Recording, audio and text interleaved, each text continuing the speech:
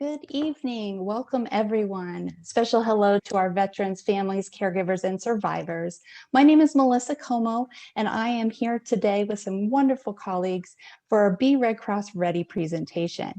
To get things started, we have a special guest. Colonel Ben Robbins has been able to just join the Red Cross as a new volunteer after 20 plus years in the United States Air Force. So I'm going to let Colonel Robbins take it away with our beginning remarks. Hey, thanks, Melissa, and the whole Red Cross team. I'm really excited to join y'all. This is really my first event since retiring with, like you said, 20 plus years in the Air Force. The Red Cross is an opportunity to continue to serve. As we all know, we're in this military profession. At some point, you're going to make that next step. And a lot of us worry about how do we continue to give back when we take off the uniform. Well, this is one opportunity to do that. And it's right here, it's local. So whatever community you join, there's a Red Cross right there. And it's also the areas that we all, as in the military, are fond of. And that's preparing, that's training, and serving. So when you go through this, continue to listen, continue to learn and grow from this information, particularly in those that are in the Gulf regions or the Atlantic coast, wherever tropical storms or hurricanes make landfall. Because as you know, when you build your teams and you do your training, the time is to do that when it's not in crisis. It's too late when you're in crisis. So continue to take this information, embrace it. And if you have any questions, the whole team can answer about the Red Cross opportunities, whatever the next stage or whatever stage of life you're in. So again, team, thanks very much and enjoy the show. Thank you so much, Colonel Robbins. We are so inspired by your multiple levels of service. Thank you for joining the Red Cross and thank you for your service to our country. With that, I'm going to introduce our amazing Red Cross, Be Red Cross Ready presenters. And first I have Donna, and Donna has been a Red Cross volunteer for over 43 years. Donna was a co-lead of the Red Cross Explorer Post in New York, where she had teams in volunteering in blood services, disasters, and more. She has done a mass care event where once she took 10 green walk off the street volunteers and had 1,000 lunches ready to go out the door in ERV in 2 hours. And that included buying, making, and packing. That is incredible, Donna. Additionally, Donna has taught FA and CPR, or first aid and CPR, for over 40 years. Thank you for being with us, Donna. Next up, we have Ella, and Ella is currently the Florida and U.S. Virgin Islands Preparedness and Partnership Lead Volunteer. She is a Tiffany Circle member and the Vice Chair of the Tampa Bay chapter. Ella has extensive leadership and nonprofit management experience, event planning, fundraising, and community service in local, national, and international organizations, particularly with the American and Canadian Red Cross and the Junior League.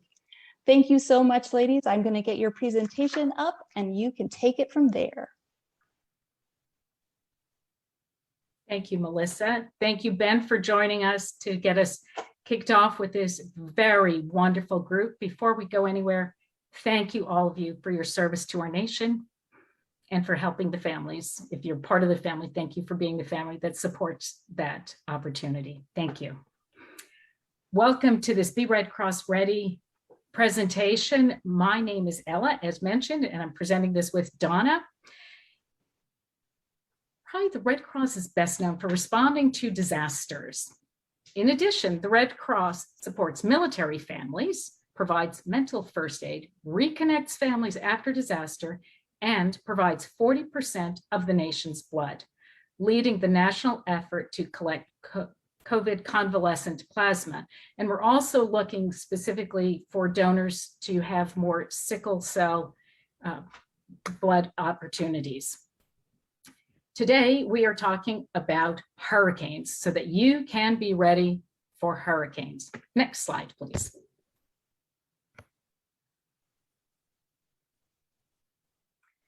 What is a hurricane?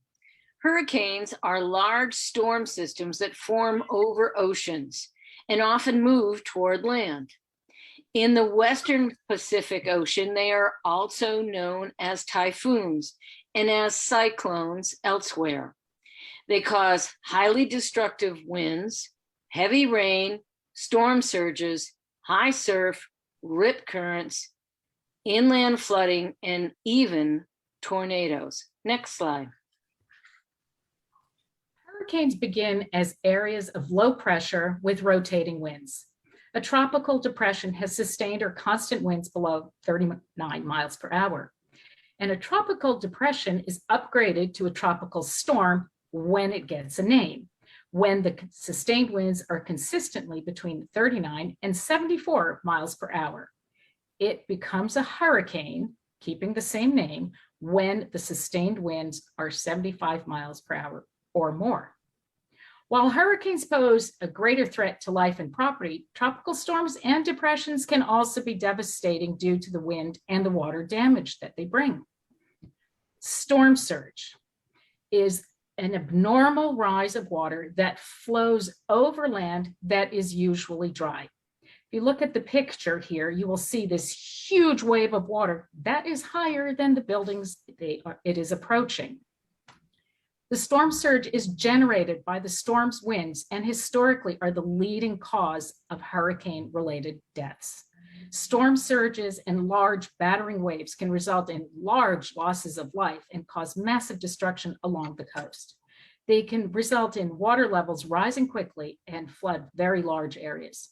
It can be 20 feet above normal water levels, and they can travel inland several miles, especially along bays, rivers, and estuaries, causing widespread damage and dangerous conditions. In addition, in case that's not enough, tornadoes can accompany a hurricane making landfall. These tornadoes typically occur in rain bands well away from the center of the hurricane, but they're there. Next slide, please. The amount of damage inflicted by a hurricane is usually connected to the speed and strength of its winds. 100 miles per hour would be a Category 2, but could easily change quickly to a Category 4 and 130 miles per hour before landfall. The Red Cross pre-positions volunteers, shelter supplies, and even 60,000 ready-to-eat meals where they are needed in advance of the hurricane's predicted path.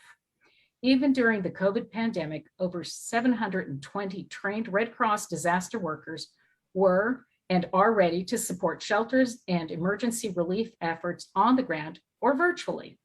The Red Cross work continues to focus on making sure people have a safe place to stay, food to eat, emotional support, spiritual care, and other assistance to help in their recovery. Next slide, please. In Florida, hurricane season is considered to be June through November. On the West Coast, hurricane season may begin and end a bit earlier or later. Despite having defined hurricane seasons, it is possible for hurricanes to occur outside these months and outside of the normal hurricane-prone regions, such as happened recently in New Jersey and New York. Next slide.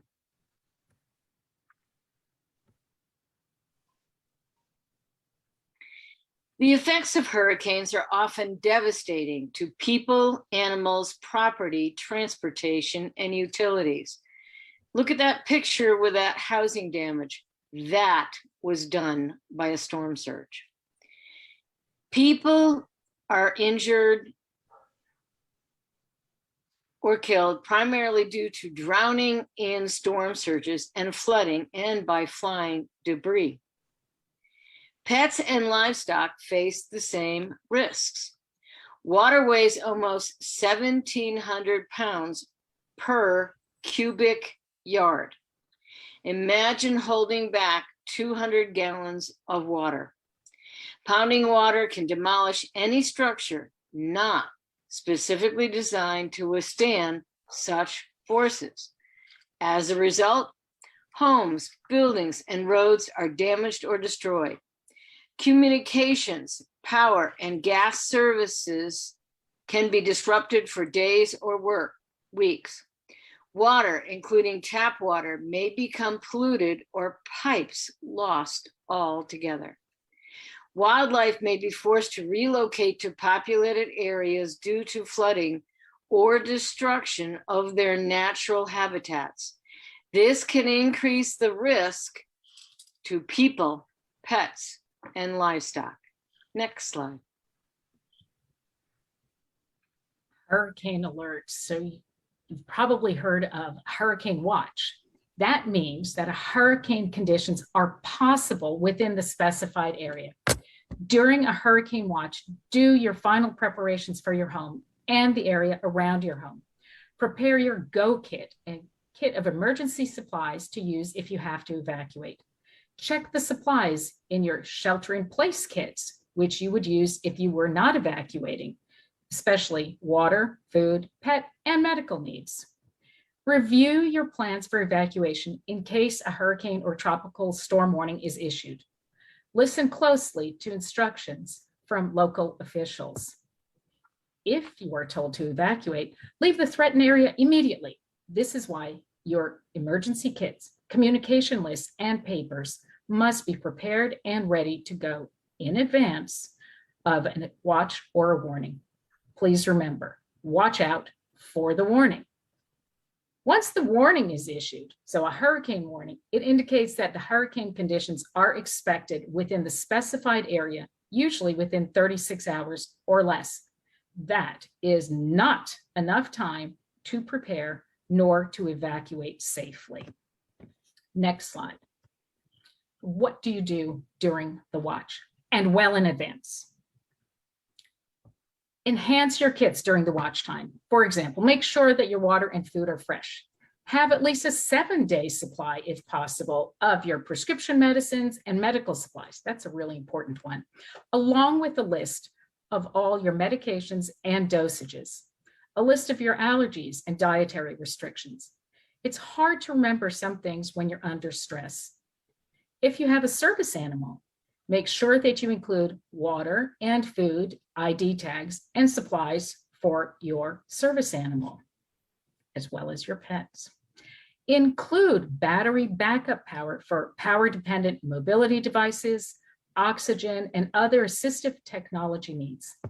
Have tools and supplies ready for securing your home. Add rain gear and a change of clothing for each household member. Hurricanes are very wet. Sleeping bags or blankets and pillows, have those for your evacuation, and update your emergency contact list for everyone. Please remember to tailor your plan, learn your community's evacuation plan, and identify several posted routes to leave the area. For additional information, contact your Department of Transportation or Office of Emergency Management websites to find the evacuation routes near you. If you don't have your own transportation, plan now how you would get to a safe place, and update the documents you wish to keep safe or to have with you. And finally, be informed. Be sure you stay informed by listening to emergency radio broadcasts. And if needed, there are also weather radios with text displays and flashing lights to alert you to new messages. You may also sign up in advance to receive emergency notifications from your local emergency services or with the Red Cross app. It is very common to experience power, cellular, and internet outages during and after a disaster. Next slide. The effects of a storm can extend several hundred miles inland and on either side of those cones that you see on the weather maps. The cone only represents a prediction of where the center of the storm or the eye will most likely land. Remember, each family member and pet needs 1 gallon of stored water per day. City pumps do not work without electricity, so your taps will be dry or possibly contaminated. If your car is how you will evacuate, make sure the gas tank is full. I was told when I moved to Florida, never have less than a half a tank of gas, ever. Gas pumps do not work without electricity. Have gas for your generator also, including in spare cans. Make sure you have enough cash on hand to meet expected expenses. Remember, ATMs and credit card and debit card machines do not work without electricity and can also be emptied rapidly. Keep track of where members of your household are so you can quickly get everyone together in order to leave as quickly as possible if told to evacuate. If you are in an area without an evacuation notice, But you live in a manufactured or a mobile home, plan on relocating. Go to a sturdy building. Tornadoes can be embedded, as I mentioned, in a hurricane, and trailers or manufacturers' homes cannot stand up to high winds, even if they have hurricane straps on them. And if you live in a flood zone A and it's in the cone area, evacuate. Please evacuate. Next slide, please. Donna? Before and during a hurricane watch, prepare your home. Turn off propane tanks and unplug small electrical appliances and computers. Electrical surges from lightning strikes or when the power is restored can ruin them permanently. Move everything indoors that could be picked up by the wind, such as bicycles, toys, flower pots, trash cans, or patio furniture. Think about a flower pot coming at your head at 100 miles per hour. If it is too large or it's unsafe to bring it inside, secure the item. Much of the damage to homes is due to flying debris. Move livestock to a safe area. If you still have time, if your home is likely to flood, move furniture and valuables up to a higher floor or into the attic. Turn off the main utility lines outside your home only if you are ordered to do so by the authorities.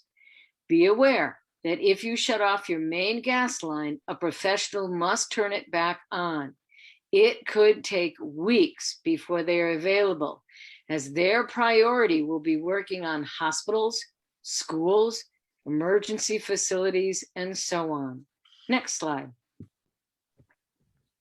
Invest in permanent storm shutters or purchase plywood that is at least 5/8 of an inch thick and cut to fit your doors and windows. Label them now with where they will go and what side is up to save you time later. Invest in a garage door bracer that will help keep the door from caving in and letting the wind and the rain into your garage and home. It is a way to increase the possibility of keeping the roof on your home. Set aside a place to store outdoor items such as lawn furniture, gardening tools, trash cans, and toys in an area that is protected from both wind and heavy rain. Trim that are close enough to fall on buildings. You should also consider buying flood insurance. Typically, homeowners insurance does not cover flooding, one of the major impacts of a hurricane. Note, storm insurance is not flood insurance. To get more information on flood insurance, go to, it's right there in the red box, www.floodsmart.gov. Next slide. Know what to do. Keep an eye on the situation and be prepared to take appropriate protective action if for some reason official notifications are not coming through.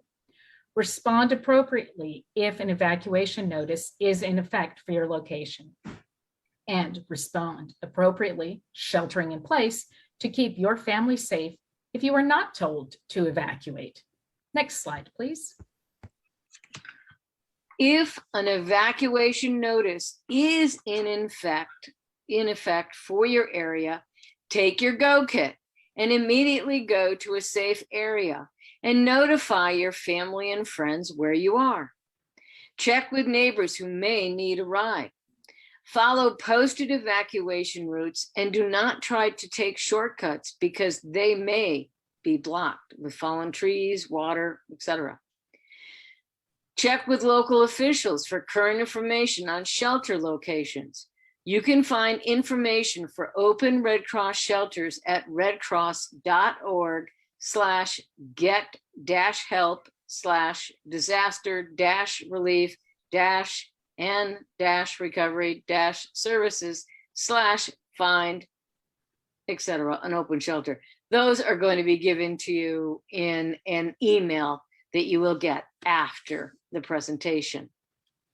Or an easy way is to remember 1-800-RED Cross. Or an even easier way is to download the free emergency app for your phone or tablet. Evacuation locations provide a safe place to stay while the storm passes. They are only typically meant to house people for 12 to 72 hours until the storm ends. There is nothing provided but a space on the floor. So this is where your emergency kit comes in handy. Because if you want to sleep, there's the floor. If you want to drink, whoops, unless you bring it, it's not there. So your emergency kit comes in handy with your blankets that you put in there, and now you have something to cover the floor and you can sleep. Whereas post-storm shelters are open for people who cannot return home or whose homes are unlivable. They usually provide cots, blankets, meals, shower facilities, medical services, and other support services. And remember, do not return home until the officials say it is safe to do so. Next slide. If there is no evacuation notice for your area, when a hurricane hits, stay indoors. Despite all the weather reporters and viral videos you see, it will be unsafe to be outside, especially on beaches, riverbanks, or in flood waters. Lock your doors and windows to strengthen them. Close your hurricane shutters or board up all the windows and doors with plywood. Then stay away from all the doors and windows. Go to an inner predetermined safe room without windows and with sturdy walls. It should be on the lowest floor and not likely to flood. Notify family and friends of your plans. Turn the refrigerator and freezer to the coldest setting and open only if necessary. Refrigerators don't go very long. If they lose power, it's only a couple hours before everything is lost in them or it becomes unsafe to eat. Continue listening to NOAA weather radio and local radio or TV stations for updates. The Red Cross has a saying, hide from the wind, run from the rain. Next slide, Ella. Thanks, Donna. Flooding from heavy rains is the second leading cause of fatalities from hurricanes making landfall. You think about the news we just had from Tennessee, from the New York, New Jersey area, you know this is the case. Please don't walk, swim, or drive through floodwaters. Turn around, don't drown. Just 6 inches of fast flowing water can knock a large man over, and 12 inches can sweep away a car. Floodwaters also can contain dangerous debris like broken glass, metal, dead animals, live animals, sewage, gasoline, oil, and also live downed power lines. It is almost impossible to determine how deep the water is after a heavy rain or a hurricane, or even if there still is a road under the water. It might have washed away. It simply isn't worth the risk. Turn around, don't drown. Next slide, please. Never touch a fallen power line or drive over them or touch anything that's in contact with them. Please report them to the utility company immediately. And stay off the roads unless you must drive. If you must drive, drive slowly and carefully. When traffic signals are malfunctioning, make sure to observe 4-way stop conditions at all intersections. And please prevent carbon monoxide poisoning. Generators, grills, gas stoves, camp stoves, hibachis, lanterns, pressure washers, or any other gasoline-powered item, as well as propane and natural gas or charcoal burning devices, should not be used in a home. All of those can cause carbon monoxide. It shouldn't be used in a basement or a garage, tent or camper, or even outside near an open window, because the carbon monoxide can come in through the window. It should be 20 feet away. Do not use a gas stove or oven to heat a home. Carbon monoxide is colorless and odorless and can cause rapid death, and it makes you feel very sick, dizzy, weak, nauseous as well. Get everyone to fresh air immediately. Next slide, please.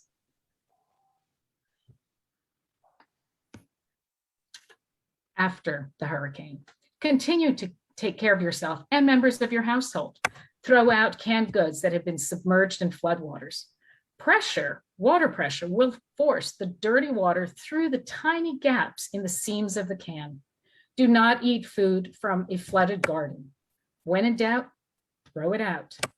If you are uncertain of the quality of the water, use bottled water or the water that you have stored. Otherwise, boil or purify it first.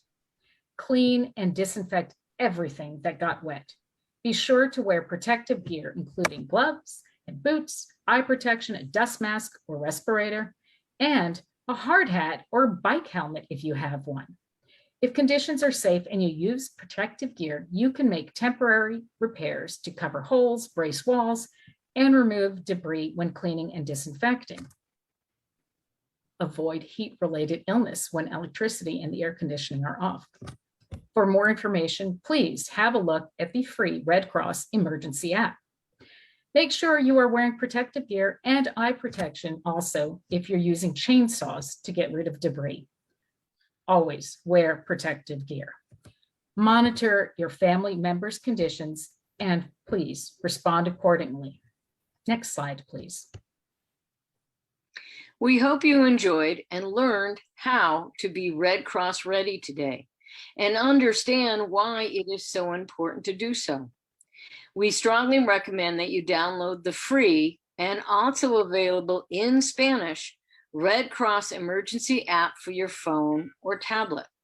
It will give you instant access to customizable weather alerts, safety tips, and preparedness information for 14 different emergencies for wherever you might be located.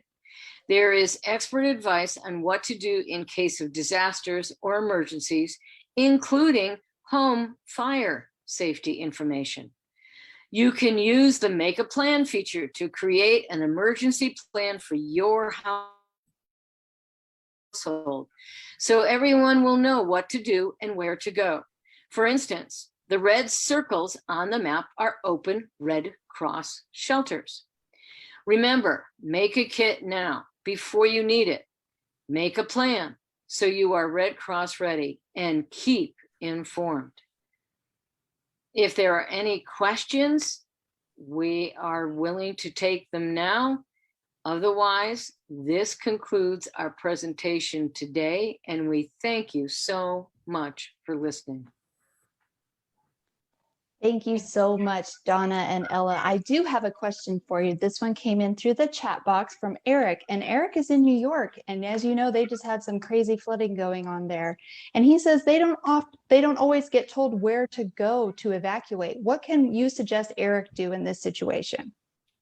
That is when you contact your local emergency operations center. They should know where there are open shelters, because when we open an emergency operations center, wherever there is a disaster, Red Cross is sitting with the other local leaders in that emergency operations center, and we communicate back and forth with each other, them telling us where there is great damage that has happened, and we communicating to them, all right, we're going to open a shelter in XYZ church, school, whatever. So there's a lot of communication in that sense. But as Ella just wiggled at you, if you have that emergency app, You literally can put your address in there, your zip code in there, and it will tell you what emergency shelters are available in your area. If you look on the map that is on the screen, that was a screenshot that I took right off my phone. The little green dots are where my family members are located, because you can put that into this app. And then you can identify which hazards you would like to be notified of. And the little red circles with the Red Cross symbols in them are where we currently had shelters when I took that photograph. And so at any given time, and I might not be able to see it very well, but right now, this is the current map that I just opened up. And it will show you that there are 2 storms coming in from Africa, coming across the Atlantic Ocean, and one of them looks like it'll go out to sea, known as a fish storm. And the other one, we're not quite sure where that's going to go, but you can look at this app and any of the others, and it's in the radar or the tracker maps section. And that would let you also know where to find a shelter that has been opened. Thank you so much, Ella and Donna. I cannot say enough great things about the emergency apps. I also have a whole bunch of them on my phone, including our Hero Care app, which is really handy for our military and veteran families, caregivers, and survivors. So I have my family all pigged around the country as well. If there are no more questions, I'm going to go ahead and close this out. It will be sent, the recording will be in our secure, custom, caregiver-only online community. And for those of you that registered, you will get more information in an email. We do have several events like this coming up. We'll be featuring tornadoes and flooding in the coming months, and we really appreciate our disaster preparedness folks coming to us and sharing what they know with our military and veteran community. So with that, thank you so much, Donna and Ella, and to Colonel Ben Robbins, who was with us earlier. We appreciate you and hope you have a great rest of the day. Thank you very much for having us. Stay safe, everyone. Thank you.